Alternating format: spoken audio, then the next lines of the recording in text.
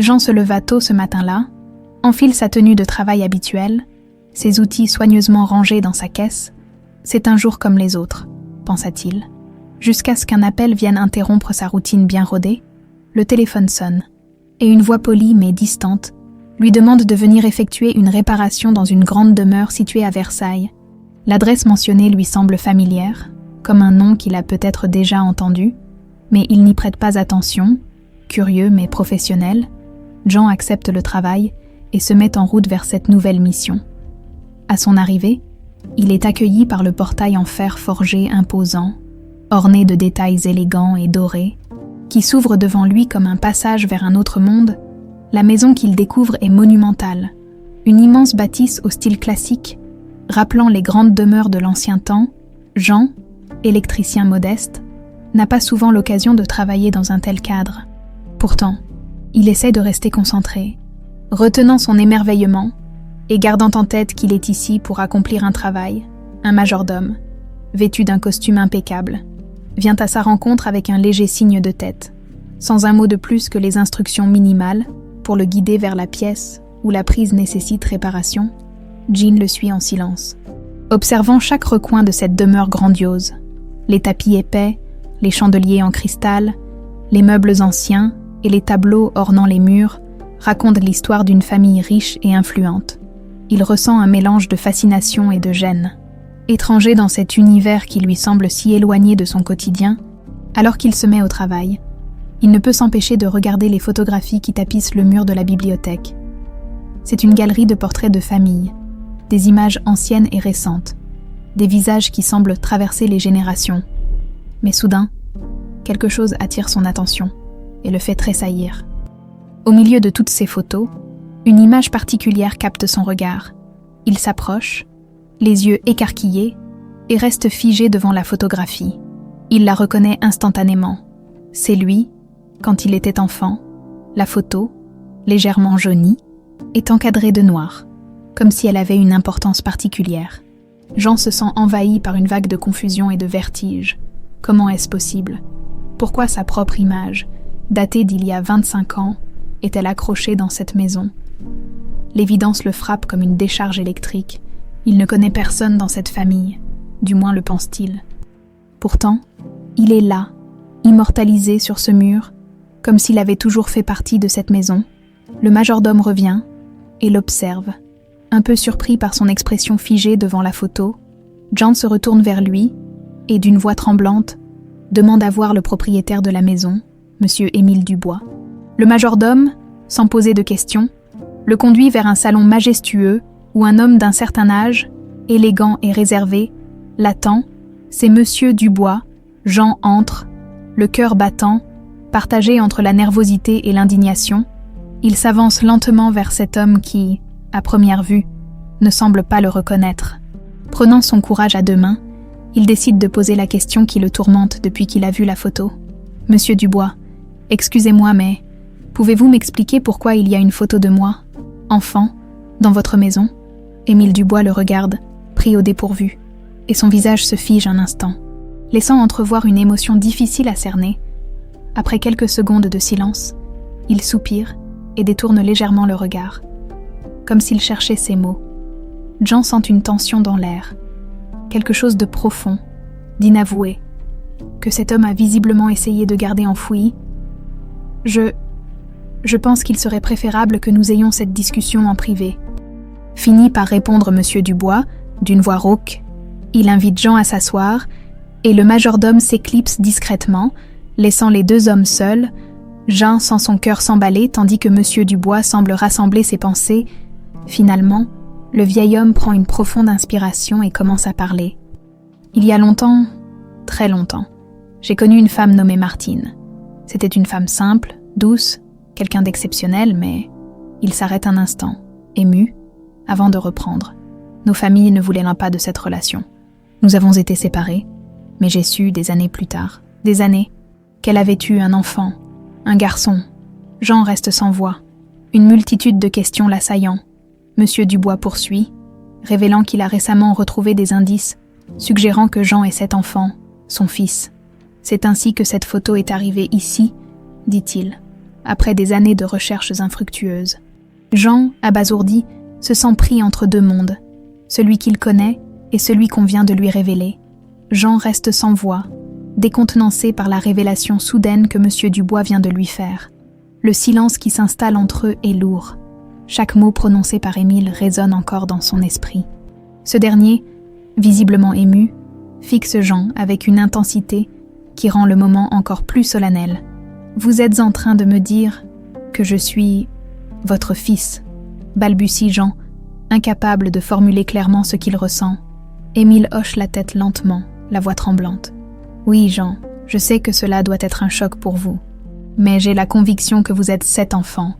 J'ai passé des années à essayer de retrouver ta mère, Martine.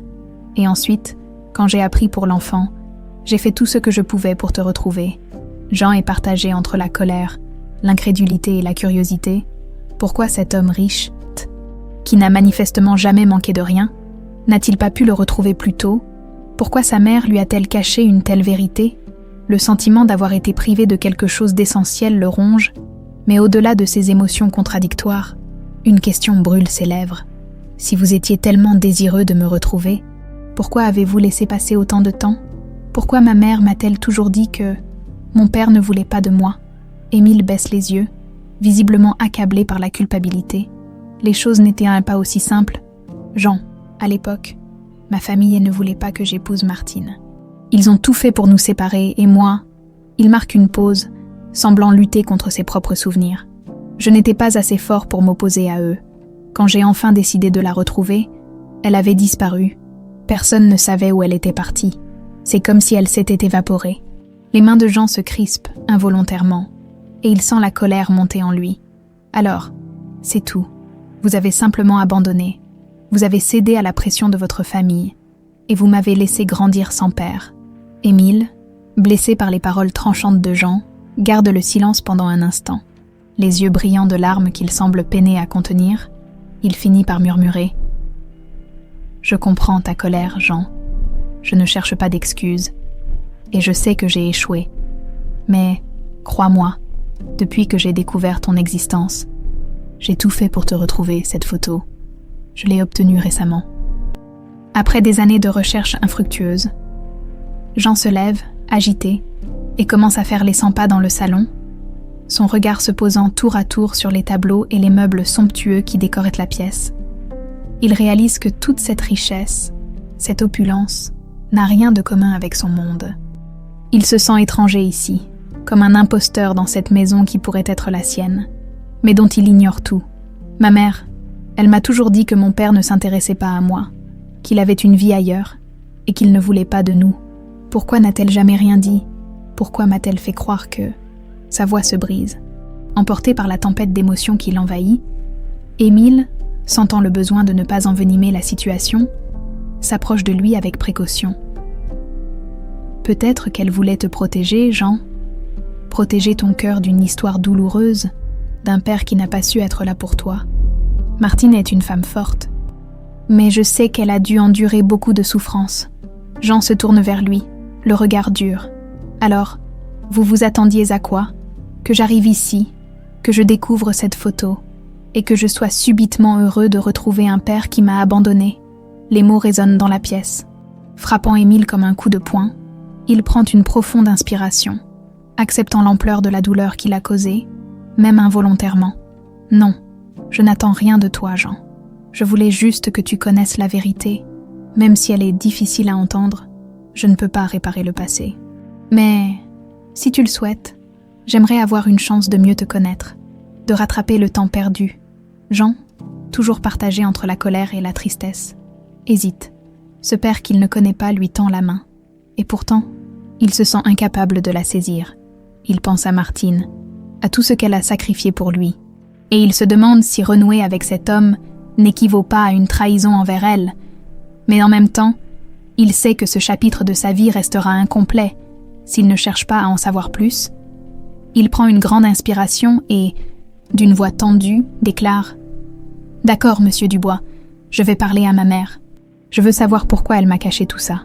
Après, je verrai si ça vaut la peine de poursuivre cette relation. » Émile acquiesce, respectant la décision de son fils. « Prends tout le temps dont tu as besoin, Jean. Sache seulement que ma porte te sera toujours ouverte. » Jean se dirige vers la sortie, ses pensées tourbillonnant dans sa tête. Il a maintenant besoin de réponses. Et seule Martine, sa mère, peut les lui fournir. Jean rentre chez lui, l'esprit en ébullition, la colère et la confusion mêlées à une pointe de tristesse qu'il n'avait jamais ressentie auparavant. À peine a-t-il franchi le seuil de la maison que sa mère. Martine le remarque, elle connaît trop bien son fils pour ne pas percevoir son trouble. Le visage de Jean est sombre, et son regard trahit un tourment intérieur qu'il ne cherche pas à cacher. « Jean, qu'est-ce qui se passe ?» lui demande-t-elle doucement, visiblement inquiète. Il la fixe, et pendant un instant, hésite. Comment commencer ? Comment poser cette question sans se laisser emporter par la colère qui gronde en lui ? Mais il sait qu'il doit comprendre. Il doit entendre la vérité de sa propre mère. « Maman, j'ai quelque chose à te demander, et j'ai besoin que tu sois honnête avec moi. » Commence-t-il, sa voix tremblante de retenue. Martine, prise de court par le ton de son fils, se raidit légèrement. Elle sent qu'un sujet douloureux va être abordé, mais elle garde son calme, le regard posé sur lui. « Je suis allée travailler dans une grande maison aujourd'hui, la maison de Monsieur Émile Dubois. Un homme que tu connais sûrement, n'est-ce pas ?» Ses mots sont directs, et Martine blêmit légèrement, son visage se crispant comme si elle avait reçu un coup invisible. Elle reste silencieuse, mais ses yeux trahissent une émotion profonde, comme si un lourd secret venait d'être dévoilé malgré elle. Jean, conscient de l'impact de ses paroles, continue sans relâche. « Il m'a dit que tu l'avais aimé, autrefois, que j'étais son fils. » Jean appuie sur chaque mot, espérant susciter chez elle une réaction, une explication. Martine détourne le regard, comme si affronter les yeux de son fils était trop difficile en cet instant. Un lourd silence s'installe, et finalement, elle prend une grande inspiration, laissant échapper un soupir empreint de tristesse. « Jean, je savais que ce jour viendrait. » Sa voix est à peine audible, comme si chaque mot lui coûtait un effort immense. « Oui, c'est vrai, Émile est ton père biologique. » Jean sent une bouffée de colère l'envahir. « Alors pourquoi tu ne m'as jamais rien dit ? Pourquoi m'as-tu fait croire toute ma vie que mon père ne voulait pas de moi ?» Martine lève les yeux vers lui, ses traits marqués par les années de silence et de secret. « Parce que je voulais te protéger. » Jean, te protéger de cette histoire compliquée, de cette douleur qui me hantait. Elle s'assoit, comme si le poids de ses propres souvenirs la poussait à se décharger enfin de ce fardeau. Jean, debout devant elle, attend, les poings serrés, partagés entre le besoin de comprendre et le ressentiment de n'avoir jamais été informé de la vérité. « Ton père et moi, nous nous sommes aimés. Oui, c'était une époque différente, où les classes sociales comptaient encore plus que l'amour. La famille d'Émile n'a jamais accepté notre relation. Ils ont tout fait pour nous séparer. Son père en particulier. Un homme autoritaire, inflexible, qui voyait en moi une menace pour la réputation de leur famille. » Elle marque une pause, les yeux fixés sur le sol, perdue dans ses souvenirs. Jean sent son cœur se serrer, commençant à saisir l'ampleur de ce que sa mère a dû endurer. Quand ils ont appris que j'étais enceinte, ils m'ont fait comprendre que je ne serais jamais la bienvenue dans leur cercle. Émile, il a essayé de s'opposer à eux, mais il était jeune, et sa famille avait une emprise puissante sur lui. Je ne lui en ai jamais voulu, tu sais. C'était une situation impossible pour nous deux. Jean serre les dents, essayant de contenir l'amertume qui monte en lui. Mais pourquoi m'avoir menti toutes ces années ? J'avais le droit de savoir, maman. J'avais le droit de connaître mon histoire, même si elle était douloureuse. Martine lève les yeux, une larme glissant silencieusement sur sa joue. Je voulais que tu grandisses sans ce poids, sans cette peine qui a marqué ma vie. J'ai fait ce que je pensais être le mieux pour toi, Jean, et peut-être que j'ai eu tort. Mais j'avais peur que tu grandisses en ressentant du ressentiment envers un père que tu ne pouvais pas connaître. Jean soupire, partagé entre la compréhension et la frustration. Sa mère a agi selon ce qu'elle croyait être juste, mais il ne peut s'empêcher de ressentir une profonde tristesse pour cette relation qu'il a manquée avec son père. Après un moment de silence, il se tourne à nouveau vers elle, le regard plus doux, bien qu'encore troublé. « Et maintenant ?» demande-t-il doucement. « Maintenant que je sais tout ça, qu'est-ce que je suis censée faire ?» Martine, les yeux embués, pose une main tremblante sur l'épaule de son fils. « Ça, Jean, c'est à toi de décider. Émile n'est peut-être pas un homme parfait, Mais je pense qu'il t'aime sincèrement. S'il a passé toutes ces années à essayer de te retrouver, c'est qu'il a enfin compris l'importance de ce lien. C'est à toi de choisir si tu veux le connaître, si tu veux lui donner cette chance. Jean, plongé dans ses pensées, réalise qu'il se trouve à un carrefour de sa vie. Il pourrait rejeter cet homme, cet étranger qui prétend être son père, ou bien tenter de reconstruire une relation avec lui, malgré tout ce qui les sépare. « Je vais y réfléchir », murmure-t-il finalement. Martine acquiesce, respectant son choix, et le silence retombe entre eux, lourd mais apaisé, comme si les mots enfin prononcés avaient soulagé une douleur ancienne. Dans son esprit, Jean sait qu'il devra affronter Émile à nouveau, mais cette fois, il le fera avec une compréhension plus profonde de l'histoire de sa mère et de l'amour sacrifié au nom de la famille et des apparences. Les jours passent, mais Jean ne parvient pas à chasser de son esprit les révélations de sa mère.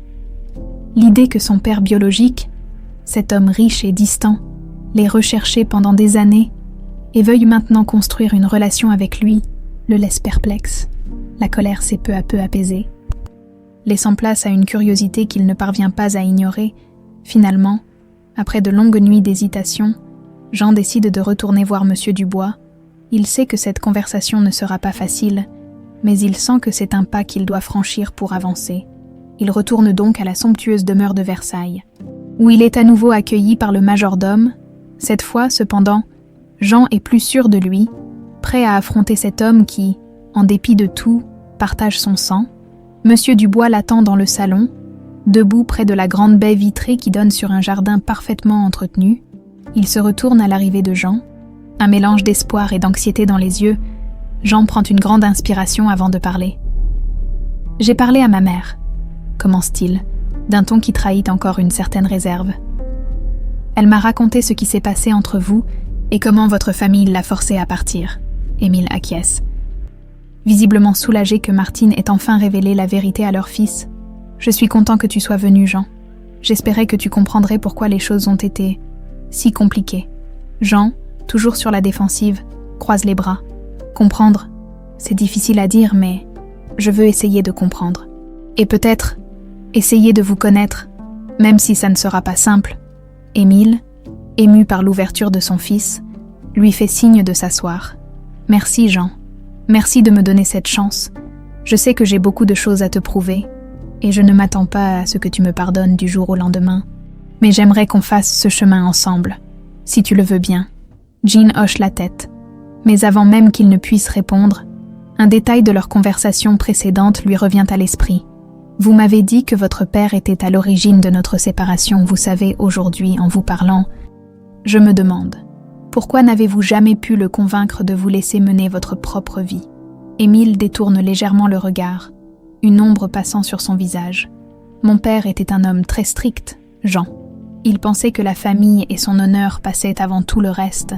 Quand il a appris pour Martine, il a tout mis en œuvre pour nous séparer. J'ai été faible, c'est vrai, et je ne me le pardonnerai jamais. Mais mon père avait aussi ses propres secrets. Intrigué, Jean se redresse, pressentant que quelque chose de plus sombre se cache derrière cette histoire. Quel secret? Émile hésite, comme s'il évaluait l'ampleur de ce qu'il est sur le point de révéler. Peu de gens le savent, mais mon père n'est pas mort dans un simple accident, comme tout le monde le croit. J'ai des raisons de penser qu'il a été assassiné, et il est probable que quelqu'un de très proche ait orchestré sa mort. Jean fronce les sourcils, abasourdi par cette révélation. Assassiné? Mais pourquoi? Qui aurait voulu tuer votre père? Émile prend une profonde inspiration avant de répondre. Après des années de recherche, j'ai découvert que mon père avait mis en place une clause testamentaire qui protégeait les intérêts de ses héritiers, mais cette clause aurait permis à Martine et à toi, en tant que mon fils, de recevoir une part de son héritage, même sans que je sois au courant de ta naissance. Jean reste bouche bée, tentant de comprendre les implications de cette nouvelle information. Attendez, vous voulez dire que quelqu'un aurait tué votre père pour empêcher cette clause de se réaliser? Émile hoche la tête, le regard sombre. Oui, et j'ai des raisons de croire que ma femme actuelle, ta belle-mère, pourrait être impliquée dans cette affaire. Elle a toujours été obsédée par le contrôle de la fortune familiale. Elle savait que, si jamais je retrouvais mon fils, Elle risquerait de perdre une grande part de cet héritage. Jean sent son cœur s'emballer. Il se retrouve mêlé à un mystère bien plus grand qu'il ne l'avait imaginé. Un complot familial où les manipulations et la cupidité semblent avoir conduit au meurtre. La simple idée que sa belle-mère puisse être responsable de la mort du père d'Émile le révolte. « Pourquoi ne l'avez-vous pas dénoncé ?» demande-t-il, encore sous le choc. « Les preuves sont rares, Jean. Elle est intelligente et manipulative. Mais si tu acceptes de m'aider, ensemble, peut-être pourrons-nous obtenir ce qu'il nous manque pour la démasquer. » Jean, à la fois troublé et déterminé, réalise que cette quête pour la vérité dépasse désormais son propre intérêt personnel. Il comprend que ce n'est pas seulement une question de père et de fils, mais aussi une question de justice, de révéler un complot qui a coûté la vie à un homme et brisé sa propre famille. Après un long silence, June acquiesce. « D'accord, je vais vous aider, mais comprenez bien que ce n'est pas pour votre argent, ni pour vous pardonner, c'est pour comprendre toute la vérité, pour honorer ma mère et pour faire justice. » Émile, ému par les paroles de son fils, pose une main reconnaissante sur son épaule. « Merci, Jean. Je te promets que, quoi qu'il arrive, nous arriverons ensemble au bout de cette histoire. » Les deux hommes se regardent, unis pour la première fois par une volonté commune de dévoiler les sombres secrets qui hantent leur famille. Les jours qui suivent sont marqués par une série d'échanges entre Jean et Émile. Bien que leur relation reste tendue, une alliance tacite s'est formée entre eux. Jean, poussé par une soif de vérité et un besoin de justice, est déterminé à aller jusqu'au bout. Émile, quant à lui, est conscient que cette quête pourrait tout bouleverser. Mais il sait que le passé ne pourra jamais être apaisé, tant que ces mystères ne seront pas élucidés. Un matin, Émile convie Jean à revenir à la demeure familiale. Cette fois-ci, il a quelque chose de plus précis à lui montrer. Jean arrive, toujours accompagné d'une certaine appréhension. Mais sa détermination est plus forte que jamais. Il s'installe dans le bureau d'Émile, une pièce richement décorée, aux murs couverts de bibliothèques remplies de livres reliés en cuir. Émile verrouille la porte derrière eux, créant une atmosphère de confidentialité. « Jean, commence-t-il, ce que je vais te montrer maintenant n'est connu de personne. J'ai gardé ces documents cachés pendant des années, de peur que la vérité ne finisse par me détruire, ou par causer plus de mal que de bien. » Jean acquiesce, silencieux mais attentif. Il observe Émile sortir un vieux dossier en cuir d'un tiroir secret dissimulé derrière un tableau. Émile ouvre le dossier et en retire une série de lettres, certaines jaunies par le temps, d'autres plus récentes. Ces lettres viennent de mon père, peu de temps avant sa mort. J'ai pu en récupérer quelques-unes qui n'ont pas été détruites. Mon père y mentionne des détails troublants sur son testament et exprime ses craintes quant à certains membres de notre famille. Émile tend une lettre à Jean, qui commence à la lire attentivement. Dans cette lettre, le père d'Émile parle de la volonté d'assurer la protection des héritiers de sang. Même en cas d'absence de reconnaissance officielle, il y mentionne également son inquiétude envers une personne dont le nom n'est pas mentionné explicitement, mais que Jean et Émile devinent rapidement. La femme actuelle d'Émile, la belle-mère de Jean. « Mais pourquoi aurait-elle fait cela ?»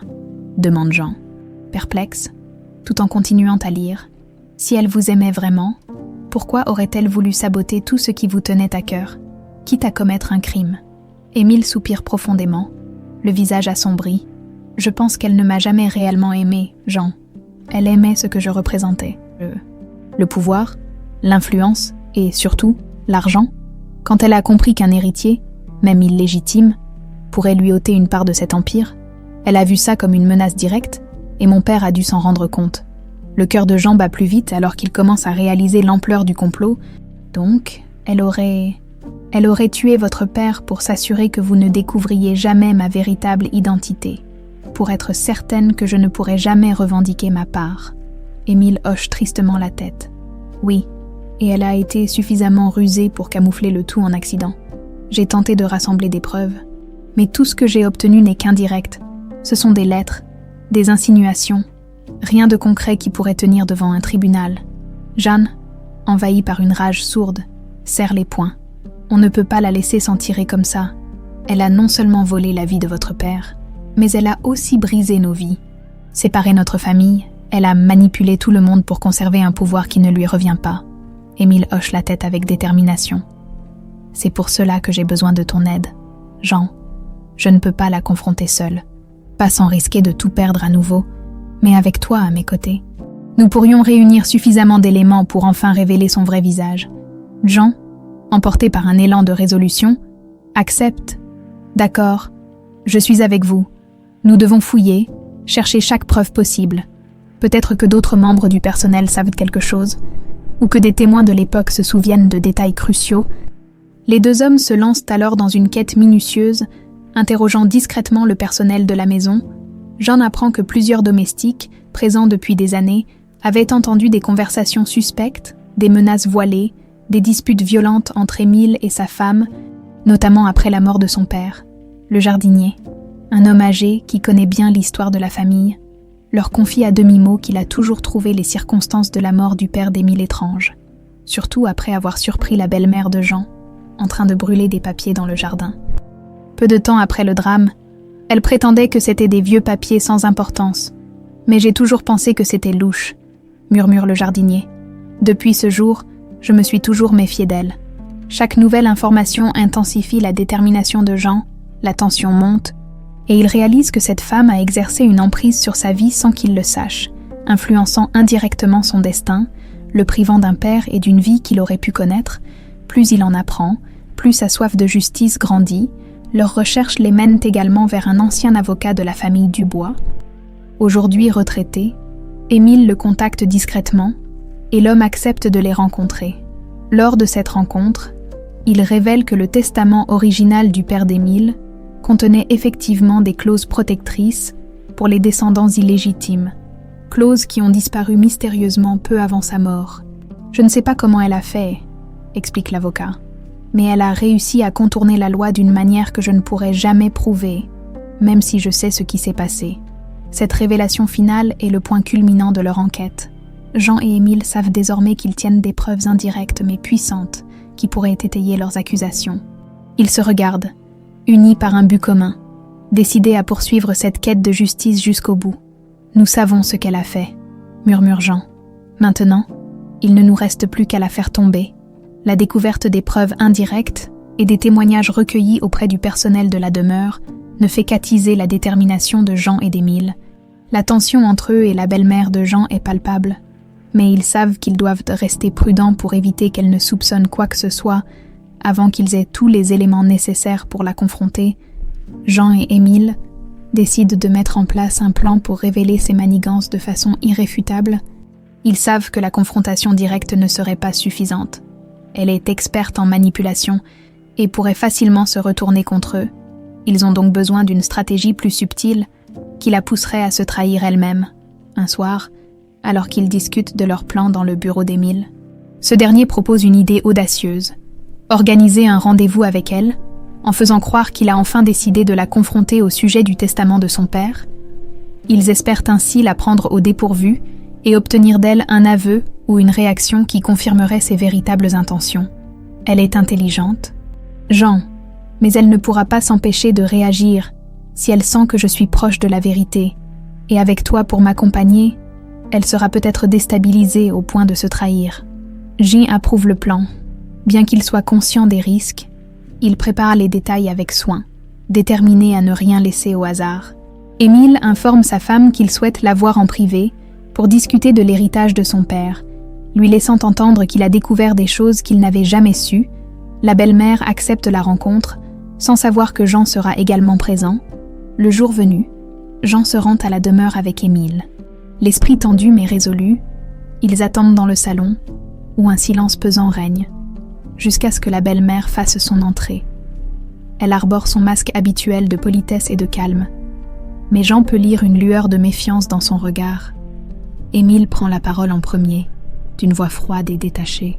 « Je t'ai fait venir ici pour te parler d'un sujet que nous avons trop longtemps évité, le testament de mon père. » Elle arque un sourcil, visiblement surprise mais sans perdre son calme.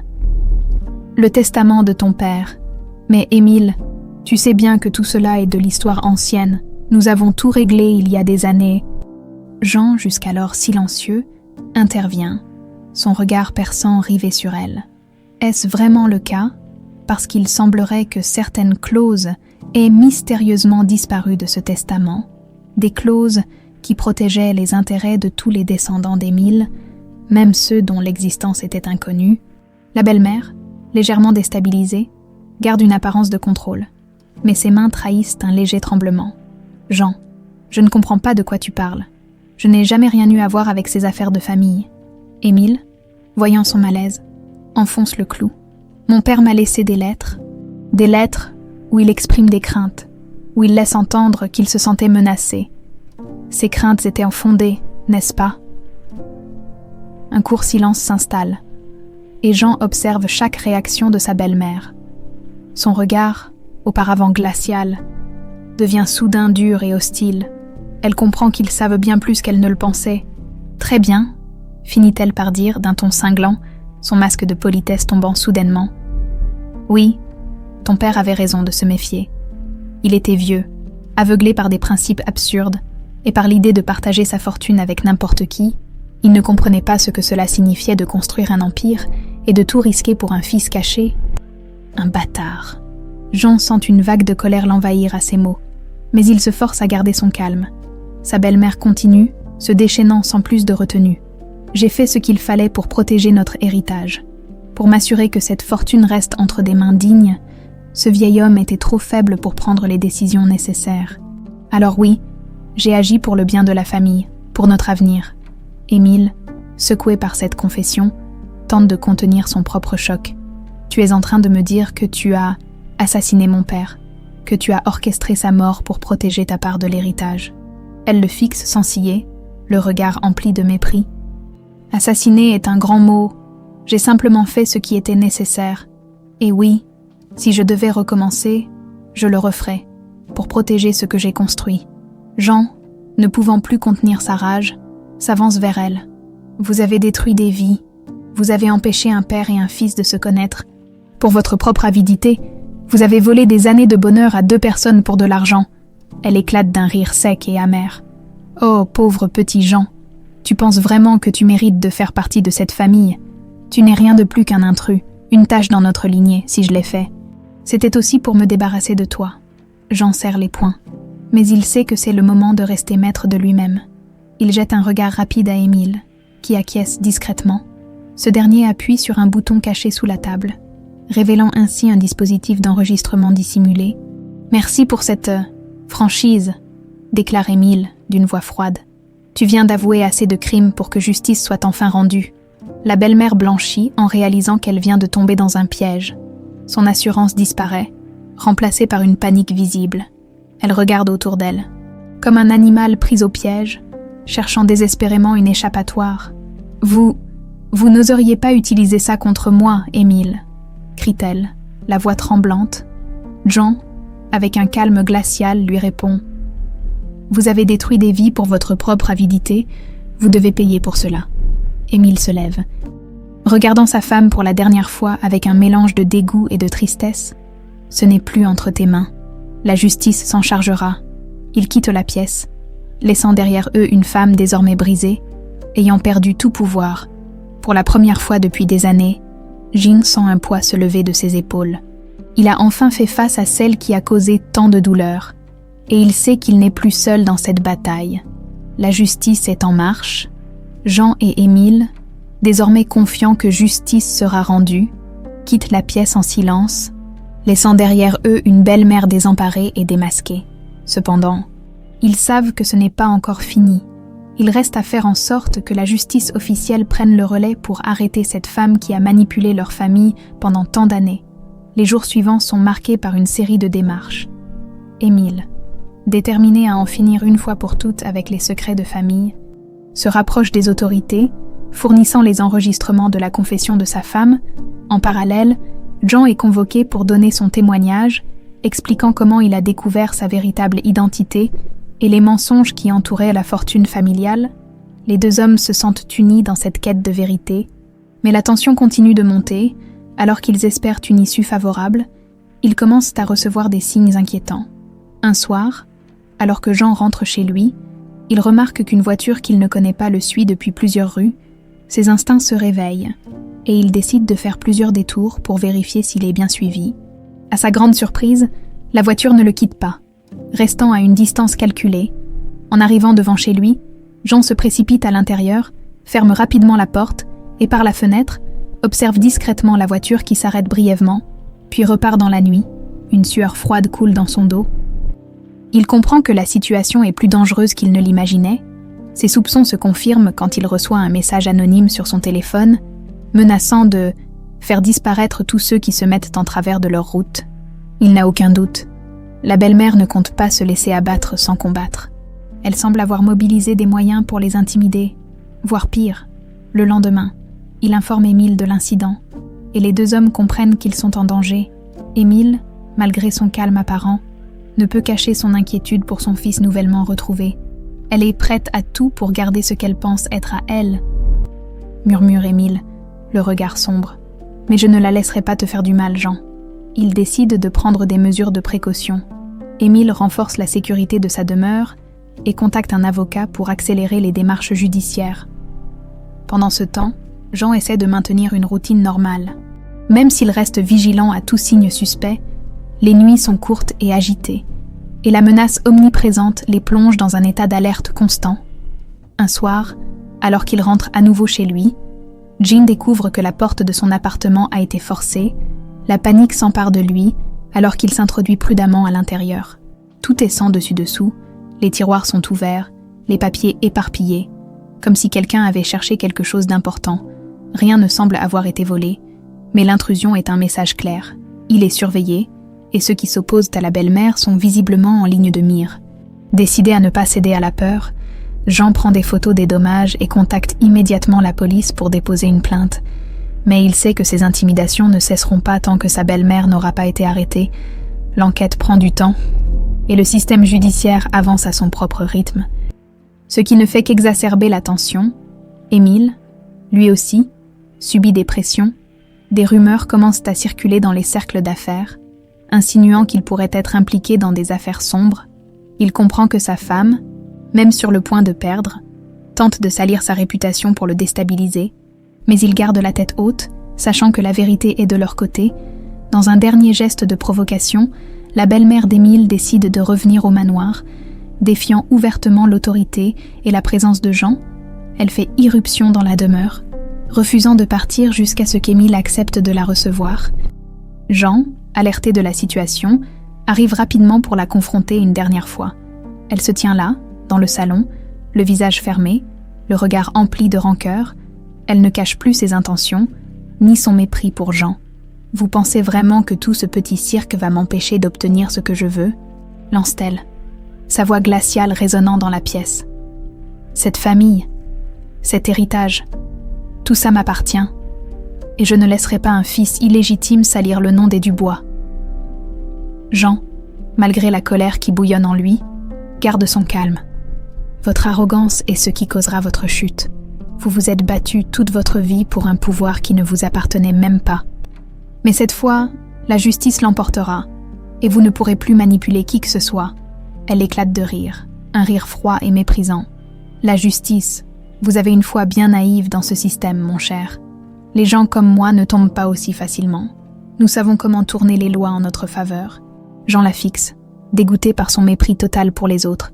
Mais avant qu'il ne puisse ajouter un mot, Émile s'interpose, déterminé à mettre un terme à cette confrontation. « Il n'y a plus de retour en arrière, » déclare-t-il fermement. « Nous avons les preuves, les enregistrements, et maintenant les autorités s'en chargeront. Il est temps que tu assumes les conséquences de tes actes. » Pour la première fois, une lueur d'incertitude passe dans les yeux de la belle-mère. Elle comprend qu'Émile est sérieux, et que cette fois-ci, il n'y aura pas d'échappatoire. Réalisant qu'elle est prise au piège, elle jette un dernier regard plein de haine à Jean et Émile avant de quitter le manoir en silence. Alors qu'elle disparaît de leur vue, Jean et Émile savent qu'ils viennent de franchir un cap décisif. La justice est en route, et la menace immédiate semble s'être dissipée. Mais ils restent prudents, conscients que la bataille n'est pas tout à fait terminée tant qu'elle n'aura pas été arrêtée et jugée pour ses crimes. Après le départ de la belle-mère, Jean et Émile échangent un regard de soulagement mêlé de fatigue. Ils savent qu'ils ont survécu à l'une des étapes les plus dangereuses de leur quête pour la vérité et la justice. Le départ de la belle-mère marque une pause temporaire dans la tourmente qui entoure Jean et Émile. Pourtant, malgré ce soulagement apparent, Jean se retrouve envahi par des doutes et des émotions contradictoires. Les derniers événements ont mis à rude épreuve son endurance émotionnelle, et il se rend compte qu'une part de lui est encore en conflit avec cette nouvelle relation qu'il tente de construire avec son père. Un après-midi, alors qu'il marche dans les rues de Versailles, Jean décide de rendre visite à sa mère, Martine. Il sent qu'il a besoin de réponses, d'un regard extérieur qui l'aiderait à mieux comprendre ce qu'il traverse. Martine, en l'apercevant sur le pas de sa porte, devine que son fils est tourmenté. Elle l'accueille chaleureusement, l'invitant à s'asseoir dans la cuisine où elle lui sert un café.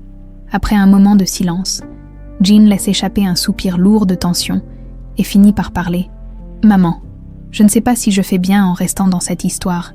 Je ne sais pas si je devrais essayer de connaître Émile ou si je devrais simplement tout laisser derrière moi. » Martine le regarde avec douceur, son visage empreint d'une sagesse silencieuse. « Jean, ce que tu vis n'est pas facile. Découvrir ses racines, surtout après autant d'années, ça bouleverse. Mais sache que la vérité a sa propre façon de se révéler et que tu as le droit de choisir ce que tu veux faire de cette relation. » Jean fronce les sourcils, toujours hanté par les secrets du passé. « Mais comment accepter ce père que je ne connais pas, qui n'a pas été là pour moi ? Je ressens de la colère et en même temps, un besoin incompréhensible de le comprendre. C'est comme si je portais en moi deux désirs contradictoires. » Martine pose sa main sur celle de son fils, un geste rassurant. « Jean, je comprends ta douleur. Émile a fait des erreurs, mais il est aussi prisonnier d'une vie qui l'a dépassé. Peut-être que ce que vous traversez ensemble aujourd'hui est l'occasion pour toi de tourner la page, d'accepter ton passé et de construire quelque chose de nouveau. » Jean se laisse envahir par les paroles apaisantes de sa mère, bien qu'il ait toujours ressenti une loyauté absolue envers elle. Il commence à entrevoir la possibilité d'ouvrir une porte pour Émile. Il comprend que cette nouvelle relation ne remettra pas en cause l'amour profond qu'il porte à Martine, ni tout ce qu'elle a sacrifié pour lui. La conversation avec sa mère lui apporte un certain apaisement. Plus tard dans la journée, il décide de se rendre chez Émile pour parler de ce qu'il ressent. Arrivé à la demeure, il est accueilli par un Émile visiblement fatigué, mais soulagé de le voir. Les événements récents ont laissé leur marque, et ils se retrouvent à partager un moment de silence, l'un à côté de l'autre, sans se dire un mot. Finalement, Jean prend la parole, sa voix un peu hésitante. « Émile, je voulais te parler de ce qui me tourmente depuis quelques jours. Je me rends compte que ce n'est pas simple pour moi de t'accepter dans ma vie, pas après tout ce que j'ai appris. » Émile le regarde, le visage marqué par la douleur et le remords. « Je comprends, Jean. Ce n'est pas ce que j'espérais pour toi, ni pour moi. Et je sais que mes erreurs t'ont coûté énormément. Si je pouvais effacer le passé, je le ferais sans hésiter. Mais je ne peux pas changer ce qui est arrivé. » Jean sent une sincérité émouvante dans la voix de son père. Pour la première fois, il perçoit Émile non pas comme le riche homme distant, mais comme un homme brisé, rongé par le remords et la solitude. Cet homme, malgré sa position et sa fortune, semble être aussi vulnérable que lui.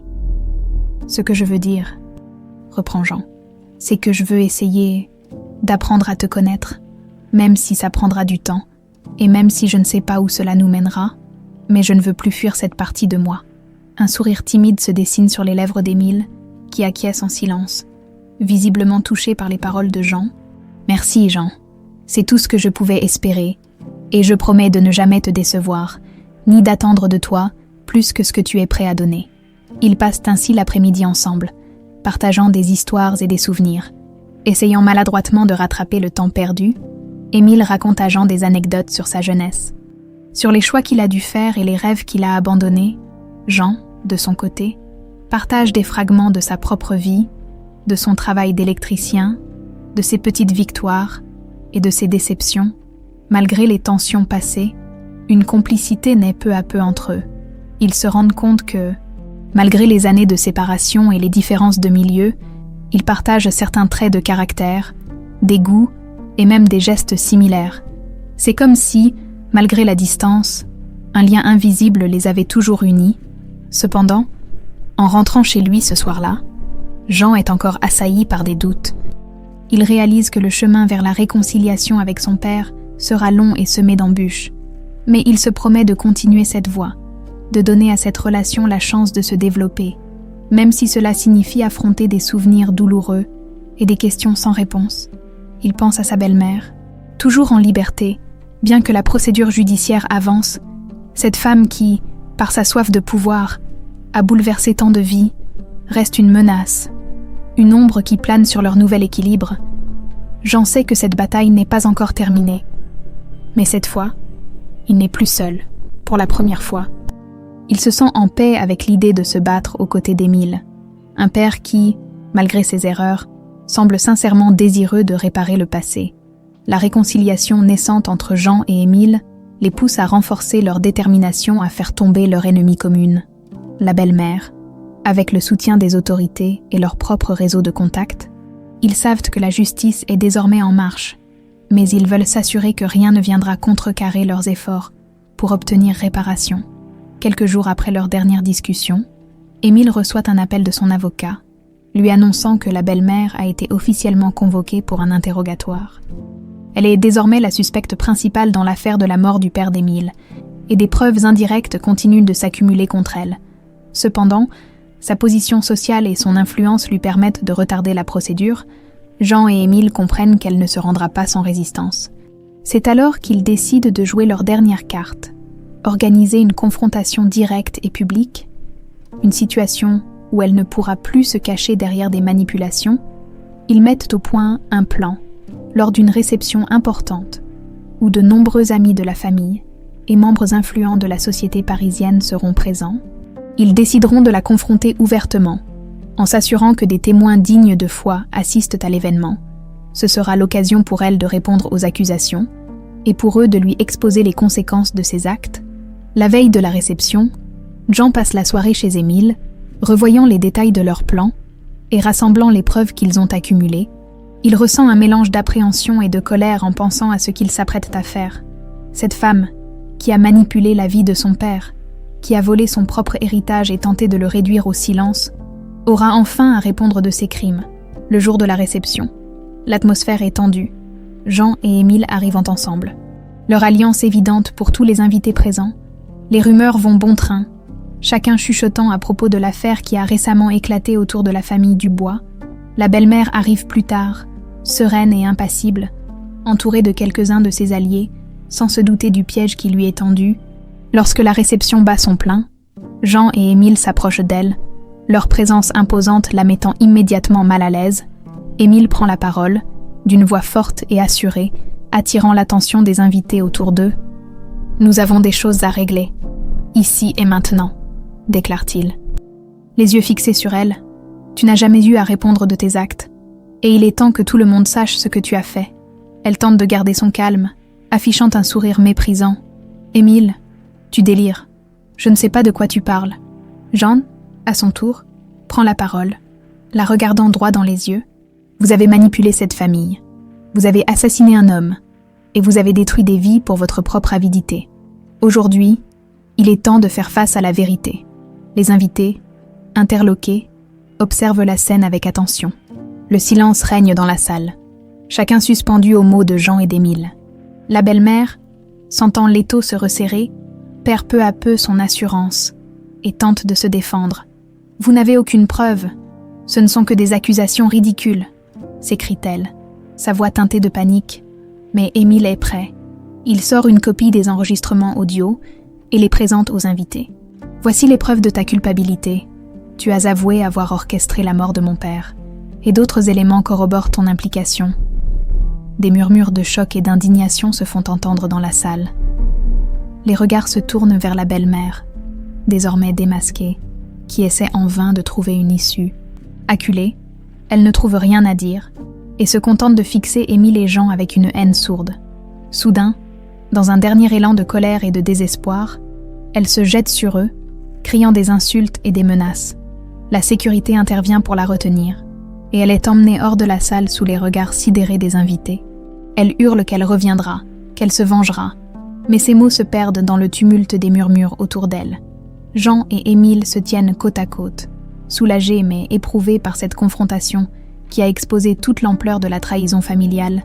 Ils savent qu'un procès sera nécessaire pour que justice soit pleinement rendue, mais cette confrontation publique marque un tournant. Leur famille, autrefois sous son emprise, est désormais libérée de son influence destructrice.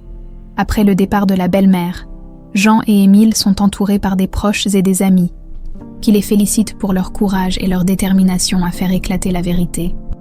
Émile, épuisé mais soulagé, serre Jean dans ses bras, reconnaissant de la force qu'ils ont trouvée l'un dans l'autre. « Nous avons réussi », murmure Émile, les larmes aux yeux. « Grâce à toi, Jean. » Jean, touché par l'émotion de son père, se sent enfin apaisé. Il a retrouvé son père, découvert la vérité sur ses origines et, surtout, il a aidé à rendre justice. Il sait que ce chemin a été difficile, mais il est fier d'avoir combattu pour la vérité, ce soir-là. Alors que les invités quittent la réception, Jean et Émile restent seuls un moment dans la salle déserte.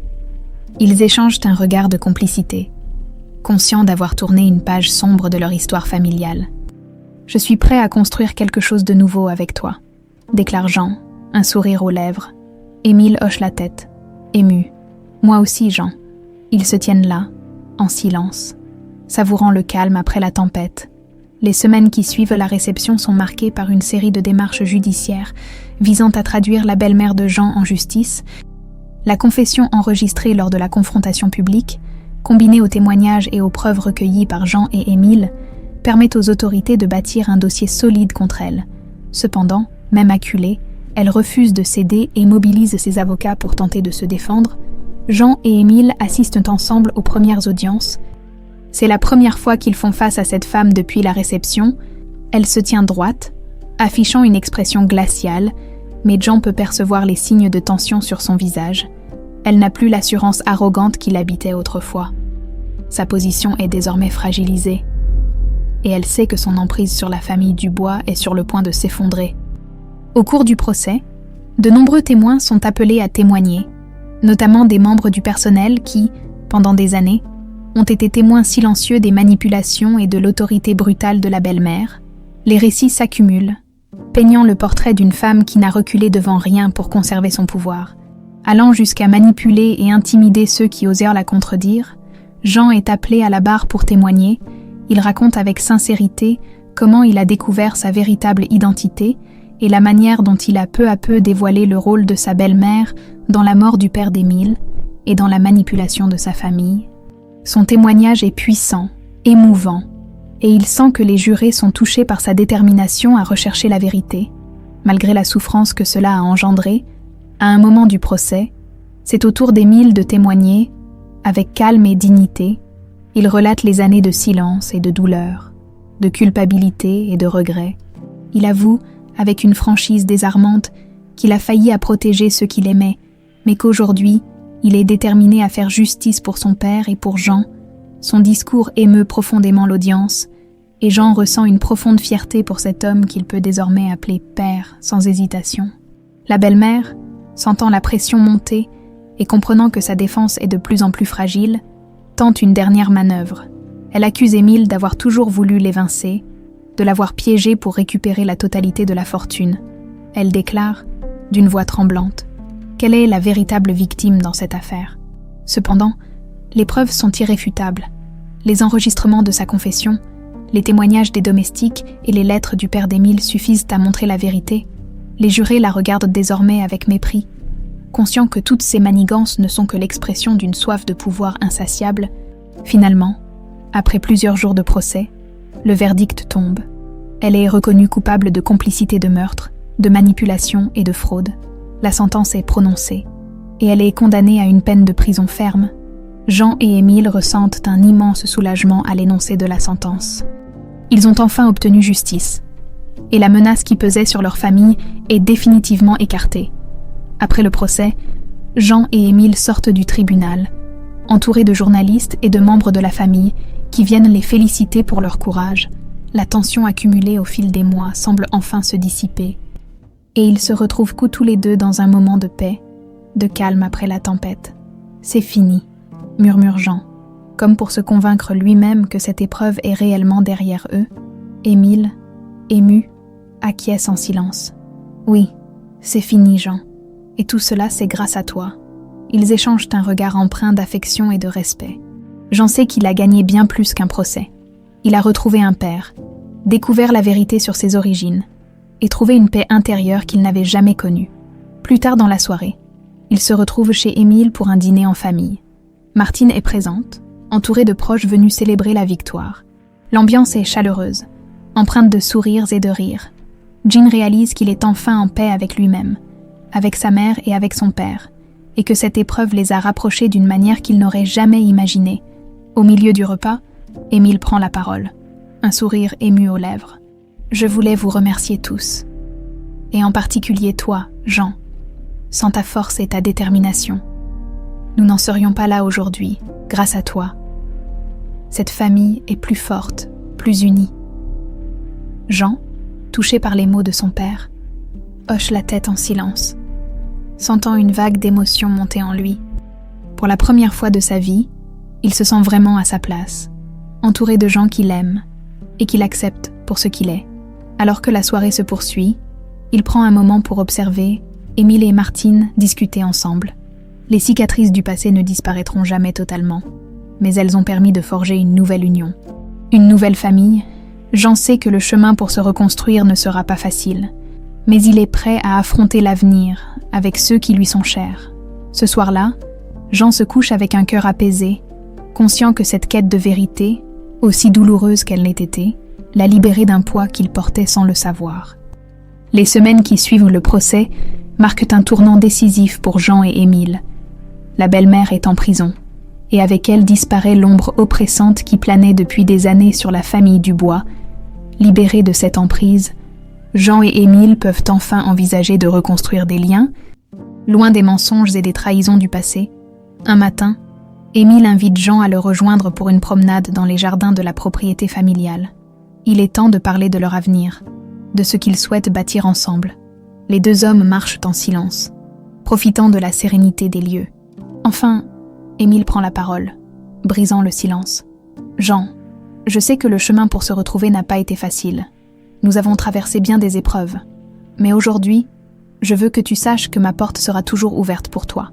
Si tu le souhaites, je serai honoré que tu fasses pleinement partie de cette famille. » Jean, touché par les paroles de son père, le regarde en souriant. « Je te remercie, Émile.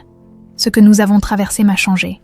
Aujourd'hui, je ne ressens plus de colère, mais un profond sentiment de paix. J'accepte cette place que tu me proposes, et je veux construire quelque chose de solide avec toi. » Émile hoche la tête, visiblement ému. « J'ai beaucoup de regrets, Jean, mais l'un de mes plus grands souhaits est de te voir heureux, entouré de ceux que tu aimes. J'aimerais aussi te présenter à des membres de la famille éloignés, des gens qui méritent de te connaître. » Jean accepte avec joie.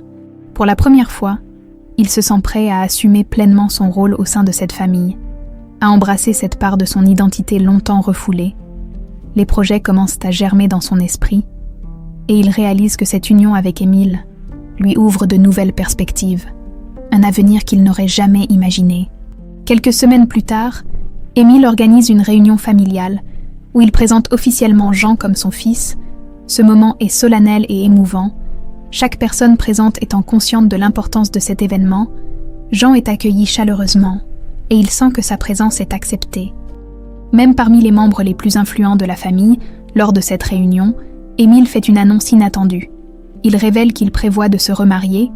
Jean est d'abord surpris, mais il comprend rapidement que ce mariage représente pour son père une nouvelle chance de bonheur, de stabilité. Émile explique qu'il souhaite avancer, se reconstruire après les épreuves, et fonder une nouvelle famille, tout en consolidant celle qu'il a retrouvée.